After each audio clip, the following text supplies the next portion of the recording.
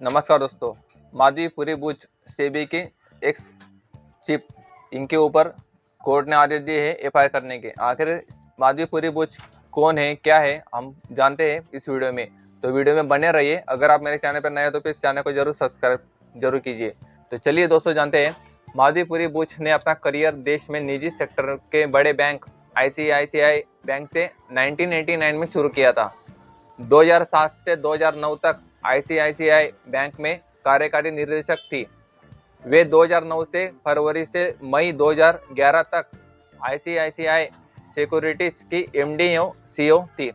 बाद में सरकार ने माधवी पुरी बुच को सेबी की पहली महिला अध्यक्ष यानी भारतीय प्रतिभूति और विनियम बोर्ड यानी कि सेबी की प्रमुख पद पर नियुक्त कर दिया था। क्यों कर दिया गया था? माधवी पुरी बुच के पास फाइनेंशियल सेक्टर में तकरीबन 30 साल का लंबा अनुभव है। माधवी पुरी बुच सेबी की पहली महिला चेयरपर्सन थी और वे इस पद पर नियुक्त होने वाली प्राइवेट सेक्टर की पहली महिला थी। यानी कि इससे पहले सेबी के चीफ के पद पर जो भी बैठते थे वो एक आईएएस ऑफिसर हुआ करते थे। ये आज तक हमारे देश में यही चलता आता था, लेकिन मोदी जी ने पहली बार ऐसा किया कि किसी प्राइवेट सेक्टर में काम करने वाली महिला को सेबी के चीफ नियुक्त कर दिया। मुंबई की एक स्पेशल एंटी करप्शन कोर्ट ने सेबी की पूर्व चेयरपर्सन माधवी पुरी बुच के खिलाफ एफआईआर दर्ज करने का आदेश दिया है। शेयर मार्केट फ्रॉड और नियामक उल्लंघन के मामले में कोर्ट ने माधवी पुरी के अलावा अन्य 5 लोगों पर भी एफआईआर का आदेश दिया है। तो माधवी पुरी बुच के ऊपर कई गंभीर आरोप लगे हैं, इसी वजह से यह एफआईआर करने के आदेश दिए हैं। यह आदेश स्पेशल जज एसी बांगर ने ठाणे बेस्ड जर्नलिस्ट सपन श्रीवास्तव की ओर से दायर याचिका पर दिया। सपन ने स्टॉक एक्सचेंज पर कंपनी की लिस्टिंग में बड़े पैमाने पर फाइनेंशियल फ्रॉड और भ्रष्टाचार का आरोप लगाया है माधवी पुरी बुच के ऊपर।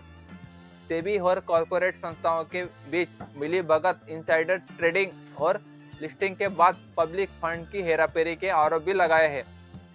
ईसीबी को 30 दिनों के भीतर रिपोर्ट पेश करनी होंगी। जो शिकायत करता है उसके 3 तर्क है।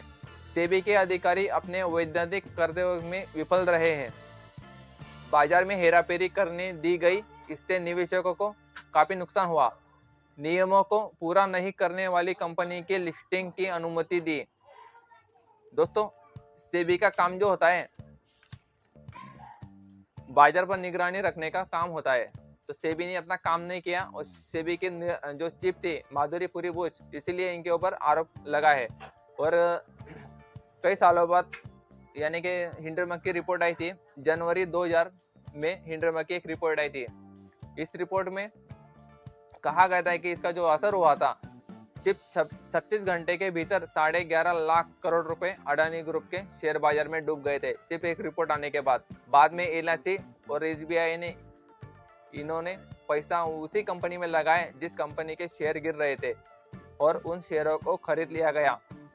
यानी शेयर गिर रहे थे अडानी के, और अडानी के शेयर खरीदने के लिए जनता का पैसा का इस्तेमाल किया गया अडानी के शेयर खरीदने के लिए। एलआईसी और एसबीआई में पैसे किसके होते हैं? जनता के होते हैं। तो मोदी जी ने अडानी को बचाने के लिए इस तकरीब का इस्तेमाल किया। तो हिंडरमक ने जो रिपोर्ट आई थी, उन्होंने सेबी की एक चीफ माधवी पुरी बुच के ऊपर भी गंभीर आरोप लगाए थे। अडानी ग्रुप से जुड़ी ऑफशोर कंपनी में सेबी चीफ की हिस्सेदारी है। अमेरिका कंपनी हिंडरबर्ग रिसर्च ने एक रिपोर्ट जारी की थी जिसमें दावा किया गया था कि सेबी चीफ माधवी पुरी बुच और उसके पति धवल बुच की अडानी ग्रुप से जुड़ी ऑफशोर कंपनी में हिस्सेदारी है। विसल ब्लोअर दस्तावेजों के आधार पर हिंडरबर्ग ने दावा किया कि बुच और उनके पति मॉरिशस की offshore company global dynamic opportunity fund में हिस्सेदारी है। माधवी बुच 16 मार्च 2022 तक एगोरा पार्टनर्स सिंगापुर के 100% शेयरधारक बनी रही और सेबी के मेंबर्स के रूप में अपने कार्यकाल के दौरान वह इसकी मालिक रही। सेबी चेयरपर्सन के रूप में नियुक्ति के 2 हफ्ते बाद उन्होंने अपने शेयर अपने पति के नाम ट्रांसफर कर दिए गए। तो जिस देश की इकोनॉमी डमाडोल हो, जिस देश में युवा को नौकरियां नहीं मिल रही हो, जिस देश में उत्पादन ठप्प है, कई देश में कोर सेक्टर नेगेटिव में चल रहा है, भारत की जीडीपी डामाडोल चल रही हो, महंगाई बढ़ रही है, लोगों की मुश्किलें बढ़ रही है, मगर इस देश के कॉरपोरेट का नेटवर्क कम नहीं हो रहा है। यह कैसे संभव हो सकता है? हमारे देश के कॉरपोरेट ने काफ़ी पैसा कमाया उस समय जिस समय देश में लोग काम नहीं कर रहे थे, देश लॉकडाउन में चला गया था क्योंकि कोरोना आ चुका था। उस समय लोग घर से बाहर नहीं निकल रहे थे, कई कंपनियां बंद थी, लोग काम नहीं कर रहे थे, तभी भी अडानी और अंबानी ये अरबों खरबों रुपए कमा रहे थे। ये कैसे संभव है? और मोदी जी कह रहे थे कि देश की जीडीपी बढ़ रही है, देश का उत्पादन बढ़ रहा है। अगर लोग खरीद ही नहीं रहे तो देश की जीडीपी किस तरह से बढ़ रही है? ये सिर्फ ऊपर ऊपर हमें दिखाने के लिए चल रहा था, लेकिन आज जो देश की जीडीपी का जो गुब्बारा था वो अभी फूट चुका है, क्योंकि लोगों के 90 लाख करोड़ रुपए डूब चुके हैं शेयर मार्केट में। तो इस तरह से ये चल रहा है दोस्तों। सेबी का जो काम होता है दोस्तों, शेयर बाजार पर निगरानी रखने का काम होता है। एक ही काम होता है, सबसे बड़ा शेयर बाजार पर निगरानी रखने का काम होता है। लेकिन शेयर बाजार पर निगरानी रखने के बदले अगर सेबी और उसके अधिकारी ही, मतलब उसके परमानेंट सदस्य, उसके चेयरमैन इस गोरख धंधे में शामिल हो जाए, तो फिर जब इस मामले पर हिंडनबर्ग ने जो रिपोर्ट छापी थी, उस रिपोर्ट के बाद ही विपक्ष ने हल्ला बोल किया था, क्योंकि हिंडनबर्ग ने सेबी की चेयरपर्सन के ऊपर भी गंभीर आरोप लगाए थे और अडानी के ऊपर भी गंभीर आरोप लगाए थे। तब विपक्ष ने शेयर बाजार की गड़बड़ी को लेकर सुप्रीम कोर्ट का दरवाजा खटखटाया था। तब सुप्रीम कोर्ट ने भी कोई जांच नहीं बैठाई। जिस बात का जिक्र हो रहा था, कम से कम एक स्पेशल टीम तो बना देनी चाहिए थी, एक एसआईटी तो बना देनी चाहिए थी। मगर सुप्रीम कोर्ट ने सेबी से ही कहा था कि आप नियामक संस्था है, आप ही चीजों को देखिए और हमें बताइए कि गड़बड़ियां को कैसे ठीक किया जा सकता है। यानी इसका मतलब ये होता है कि जो गड़बड़ी कर रहा है उसे ही सुप्रीम कोर्ट कह रहा है कि आप ही देखिए कि गड़बड़ी किस तरफ हो रही है, इसे हम कैसे ठीक कर सकते हैं। ये कैसे संभव हो सकता है दोस्तों? तो मोदी जी ने पहली बात तो सेबी की चीफ की नियुक्ति जो आईएएस ऑफिसर के हुआ करते थे, क्योंकि आईएएस ऑफिसर जो होता है देश का, यूपी से निकाल कर ही आईएएस ऑफिसर बनता है और उस कई सालों से सरकार के साथ काम करता है और उसको ये देश के जो बड़े बड़े पद होते हैं उनको नियुक्त आईएएस ऑफिसर, आईपीएस ऑफिसर, बड़े बड़े इनको ही नियुक्त किया जाता है। लेकिन मोदी जी ने पहली बार देश में ऐसा हुआ कि सेबी के चीफ के पद पर एक प्राइवेट सेक्टर की महिला को बैठा दिया और प्राइवेट सेक्टर 30 साल उन्होंने उस सेक्टर में काम किया। प्राइवेट सेक्टर में उनको एक नस पता थी प्राइवेट सेक्टर की।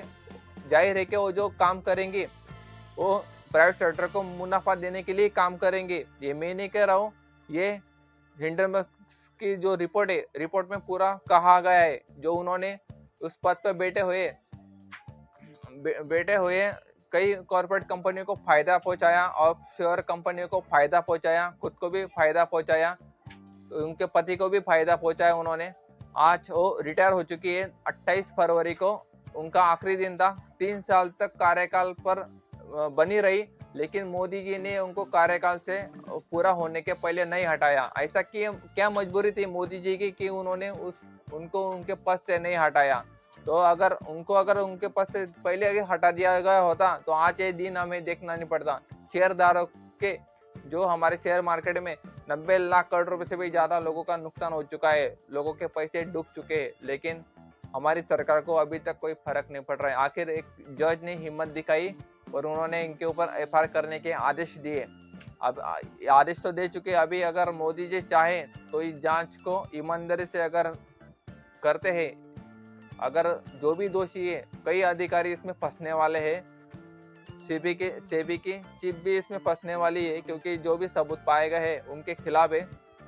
अगर मोदी जी चाहे तो जांच को ईमानदारी से कर सकते हैं। तो दोस्तों, आपको इस बारे में क्या लगता है कमेंट करके जरूर बताइए और जितना हो सके चैनल को शेयर कीजिए, लाइक कीजिए और सब्सक्राइब जरूर कीजिए।